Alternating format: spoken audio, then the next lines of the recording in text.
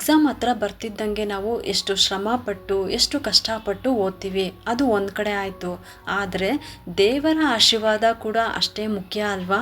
ಇದರಲ್ಲಿ ಒಂದು ನಮ್ಮ ಪರಿಶ್ರಮ ಕೂಡ ಅಷ್ಟೇ ಮುಖ್ಯ, ಜೊತೆಗೆ ದೇವರ ಒಂದು ಅನುಗ್ರಹನೂ ಇರಬೇಕು ಅಲ್ವಾ? ಬರೀ ನಾವು ಶ್ರಮಪಟ್ಟು ಓದಿದ್ರು ಅದು ಪ್ರಯೋಜನ ಇಲ್ಲ. ನಾವು ದೇವರನ್ನು ನಂಬಿದ್ದೀವಿ, ನಾವೇನು ಓದೋದಿಲ್ಲ ಬರೆಯೋದಿಲ್ಲ, ಹಾಗೇ ಎಕ್ಸಾಮ್ ಬರಿತೀವಿ ಅಂತ ಅಂದರೆ ಅದೂ ಪ್ರಯೋಜನಕ್ಕೆ ಬರೋದಿಲ್ಲ ಅಲ್ವಾ? ಹಾಗೆ ನಮ್ಮ ಪರಿಶ್ರಮದ ಜೊತೆಗೆ ದೇವರ ಒಂದು ಅನುಗ್ರಹನೂ ನಮ್ಮ ಮೇಲೆ ಇರಬೇಕು.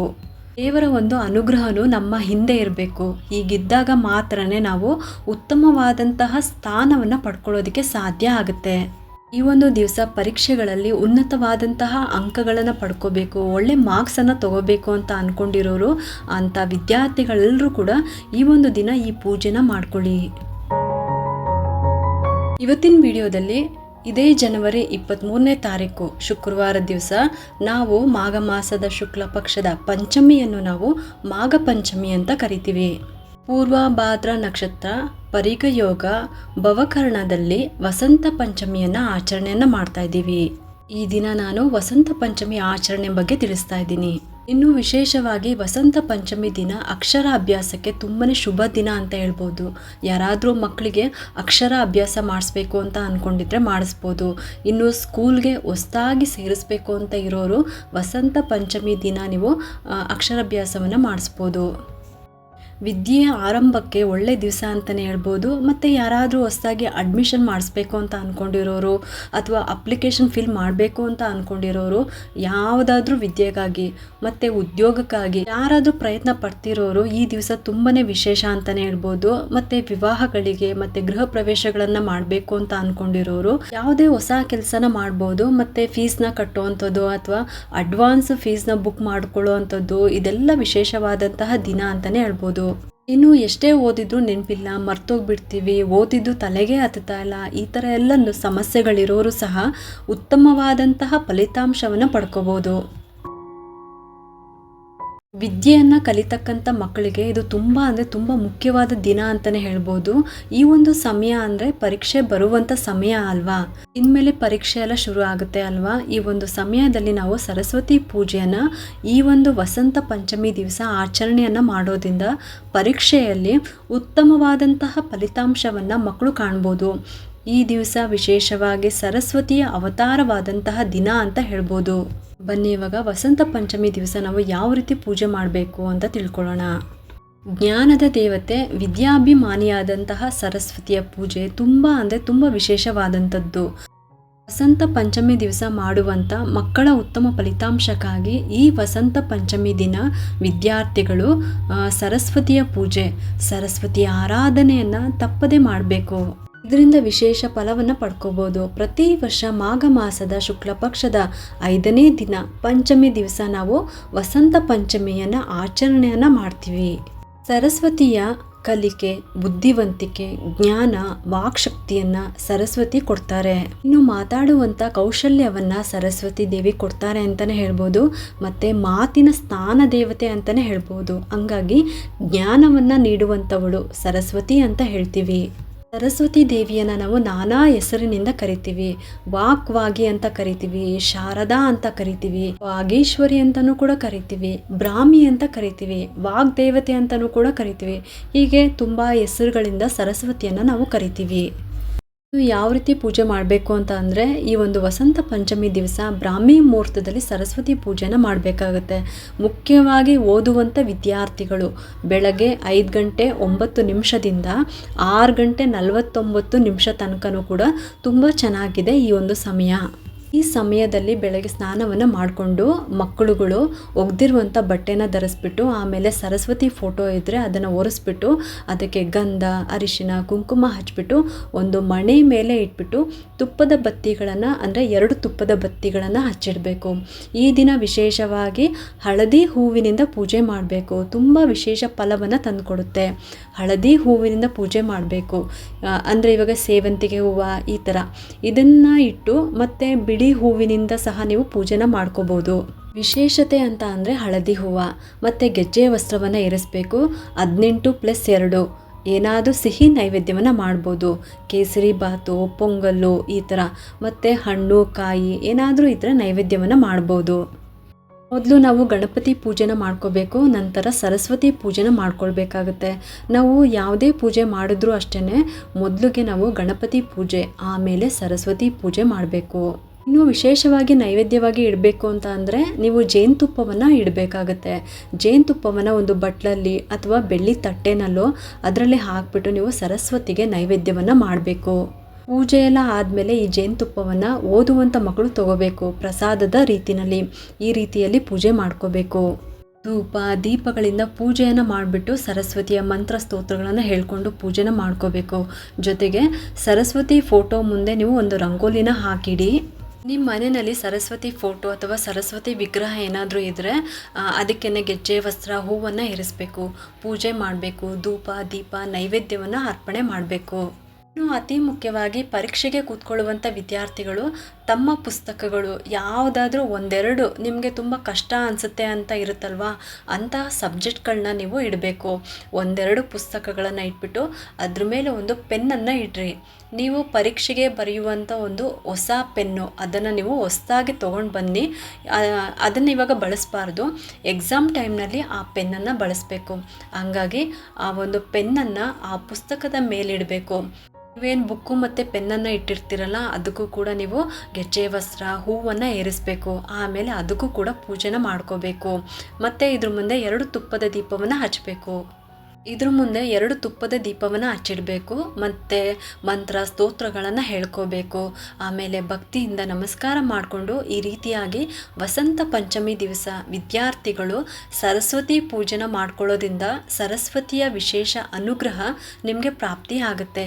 ನೀವು ಬರೆಯುವಂಥ ಪರೀಕ್ಷೆಗಳಲ್ಲಿ ಉನ್ನತವಾದಂತಹ ಅಂಕಗಳನ್ನು ಪಡ್ಕೋಬೋದು. ಅಂದರೆ ಒಳ್ಳೆ ಮಾರ್ಕ್ಸನ್ನು ತಗೊಂಡು ಉತ್ತೀರ್ಣರಾಗ್ಬೋದು ಅಂತ ಅರ್ಥ. ನಾವು ಎಷ್ಟು ಶ್ರಮ ಪಡ್ತೀವಿ ಅದು ಒಂದು ಕಡೆ ಆದರೆ ಅಷ್ಟೇ ದೇವರ ಆಶೀರ್ವಾದ ಕೂಡ ಅಷ್ಟೇ ಮುಖ್ಯ ಅಲ್ವಾ. ನಮ್ಮ ಪರಿಶ್ರಮ ಕೂಡ ಅಷ್ಟೇ ಬೇಕಾಗುತ್ತೆ. ಜೊತೆಗೆ ದೇವರ ಒಂದು ಅನುಗ್ರಹನೂ ಇರಬೇಕು. ಬರೀ ನಾವು ಪರಿಶ್ರಮ ಪಡ್ತೀವಿ ಆದರೆ ಅದು ಪ್ರಯೋಜನ ಅಲ್ಲ.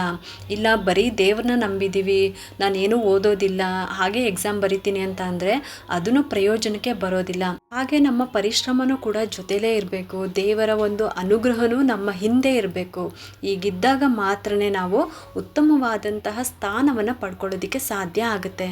ಹಂಗಾಗಿ ಪ್ರತಿನಿತ್ಯವೂ ಸರಸ್ವತಿಯ ಆರಾಧನೆ, ಹಯಗ್ರೀವ ಸ್ತೋತ್ರ ಇದು ಒಂದು ಉತ್ತಮವಾದಂತಹ ವಿದ್ಯಾಭ್ಯಾಸಕ್ಕೆ.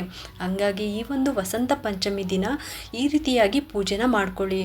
ನೀವು ಸಂಕಲ್ಪ ಮಾಡಿಕೊಂಡು ಕೂಡ ಪೂಜೆನ ಮಾಡ್ಕೋಬೋದು. ಈ ರೀತಿಯಾಗಿ ನನ್ನ ವಿದ್ಯಾಭ್ಯಾಸ ಉನ್ನತವಾಗಿರಲಿ, ನಾನು ಓದಿದ್ದೆಲ್ಲ ನೆನಪಿರಲಿ, ಅನುಗ್ರಹ ಮಾಡು ತಾಯಿ ಅಂತ ಕೇಳ್ಕೊಳ್ಳಿ. ಈ ಥರ ಓದ್ತಿರುವಂಥ ಮಕ್ಕಳು ಬೇಡ್ಕೋಬೇಕು. ಚಿಕ್ಕ ಮಕ್ಕಳಾಗಿದ್ದರೆ ತಾಯಿಂದಿರೇ ಬೇಡ್ಕೊಳ್ಳಿ, ಮಕ್ಕಳ ಪರವಾಗಿ ಪೂಜೆನ ಮಾಡ್ಕೋಬೋದು. ಅವತ್ತಿನ ದಿನ ಉತ್ತರಾಯಣ ಶಿಶಿರ ಋತು ಮಾಘ ಮಾಸ ಶುಕ್ಲ ಪಕ್ಷ ಪಂಚಮಿ ತಿಥಿ ಇರುತ್ತೆ. ವಿಶೇಷವಾಗಿ ಶುಕ್ರವಾರ ಬಂದಿದೆ, ತುಂಬಾ ವಿಶೇಷತೆ ಇರುತ್ತೆ. ಉತ್ತಮವಾದಂತಹ ಪರೀಕ್ಷೆಯನ್ನು ಬರೆಯೋ ಹಾಗೆ ಅನುಗ್ರಹ ಮಾಡು ತಾಯಿ ಅಂತ ಹೇಳ್ಕೊಂಡು ಬರಿಬೇಕು. ಯಾಕಂದರೆ ಇನ್ನು ಮುಂದೆ ಪರೀಕ್ಷೆ ಸಮಯ ಕೂಡ ಹತ್ತಿರದಲ್ಲಿದೆ, ತುಂಬಾ ಹತ್ತಿರನೇ ಇದೆ. ಈ ಪೂಜೆ ಯಾರು ಮಿಸ್ ಮಾಡ್ಕೊಳಕ್ಕೆ ಹೋಗ್ಬೇಡಿ. ಒಳ್ಳೆಯ ವಿದ್ಯಾಭ್ಯಾಸ ಎಲ್ಲ ಮಕ್ಕಳಿಗೂ ಕೂಡ ಸಿಗಬೇಕು. ಹಾಗೆ ಕೆಲವೊಂದು ಸ್ಕೂಲ್ನಲ್ಲೂ ಕೂಡ ಪೂಜೆನ ಮಾಡ್ತಾರೆ ಅವತ್ತಿನ ದಿವಸ ವಿದ್ಯಾರ್ಥಿಗಳಿಗಾಗಿ. ಇನ್ನು ನಾನು ಆಗಲೇ ಹೇಳ್ದಂಗೆ ಪೂಜೆ ಯಾವ ರೀತಿ ಮಾಡ್ಕೋಬೇಕು ಅಂತಲೂ ಕೂಡ ಹೇಳಿದ್ದೀನಿ. ಮೊದಲು ಗಣಪತಿ ಪೂಜೆ ಮಾಡ್ಕೋಬೇಕು, ಆಮೇಲೆ ಸರಸ್ವತಿ ಪೂಜೆನ ಮಾಡ್ಕೋಬೇಕು. ನೈವೇದ್ಯಕ್ಕೆ ನೀವು ಸಿಹಿ ನೈವೇದ್ಯ ಮಾಡ್ಬೋದು ಅಥವಾ ಜೇನುತುಪ್ಪವನ್ನು ಕಂಪಲ್ಸರಿ ಇಡಲೇಬೇಕು. ನೀವು ಪೂಜೆ ಎಲ್ಲ ಆದಮೇಲೆ ಆ ನೈವೇದ್ಯ ಏನಿಟ್ಟಿರ್ತೀರಲ್ಲ ಆ ಜೇನುತುಪ್ಪನ ಓದುವಂಥ ಮಕ್ಕಳು ಅದಕ್ಕೆ ತಿನ್ನಬೇಕು. ಪ್ರಸಾದದ ರೀತಿಯಲ್ಲಿ ಅದನ್ನು ತಗೋಬೇಕಾಗುತ್ತೆ. ಓದುವಂಥ ಮಕ್ಕಳು ಅಂದರೆ ಅವರು ದೊಡ್ಡವರಾಗಿದ್ದರೆ ಅವರೇ ಈ ಪೂಜೆನ ಮಾಡಬೇಕು. ಇನ್ನು ಚಿಕ್ಕ ಚಿಕ್ಕ ಮಕ್ಕಳು ಆಗಿದ್ದರೆ ತಾಯಂದಿರು ಈ ಪೂಜೆನ ಮಾಡಿಬಿಟ್ಟು ಆಮೇಲೆ ಆ ಪ್ರಸಾದನ ಆ ಮಕ್ಕಳಿಗೆ ತಿನ್ನಿಸ್ಬೋದು. ಸ್ತೋತ್ರ ಯಾವ್ದ್ಯಾವ್ದು ಹೇಳ್ಕೋಬೇಕು ಅಂತ ತಿಳಿಸ್ಕೊಡ್ತಾ ಇದ್ದೀನಿ. ಮೊದಲನೇದಾಗಿ ಗಣಪತಿ ಪೂಜೆನ ಮಾಡ್ಕೋಬೇಕು, ಗಣಪತಿ ಮಂತ್ರನ ಹೇಳ್ಕೋಬೇಕು. ನಂತರ ಹಯಗ್ರೀವ ಸ್ತೋತ್ರವನ್ನು ಹೇಳ್ಕೋಬೇಕು. 11 ಸಾಲಿ ಹೇಳ್ಕೋಬೇಕಾಗುತ್ತೆ. ಈ ಮಂತ್ರವನ್ನು 11 ಸಾಲಿ ಹೇಳ್ಕೋಬೇಕು.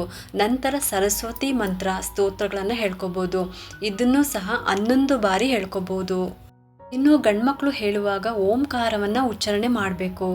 ಓಂ ಅಂತ ಹೇಳ್ಕೊಂಡು ಓಂ ಅಂತ ಹೇಳಿದಾದ್ಮೇಲೆ ಹ್ರಿಂ ಅಂತ 3 ಸಲ ಹೇಳ್ಕೋಬೇಕು. ಅದಾದ ನಂತರ ಸರಸ್ವತಿಯೇ ನಮಃ ಅಂತ 11 ಸಾಲಿ ಹೇಳ್ಕೋಬೇಕು.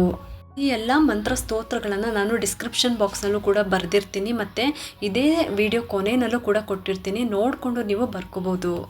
3 ಸಾಲಿ ಹ್ರೀಂಕಾರವನ್ನು ಹೇಳ್ಕೊಂಡು ಸರಸ್ವತಿಯೇ ನಮಃ ಅಂತ ಹೇಳ್ಕೋಬೇಕು. ಹೆಣ್ಮಕ್ಳಾದರೆ ಓಂ ಕಾರವನ್ನು ಹೇಳ್ಕೋಬೇಕು, ಹೆಣ್ಮಕ್ಳಾದರೆ ಶ್ರೀಂ ಕಾರವನ್ನು ಹೇಳ್ಕೋಬೇಕು.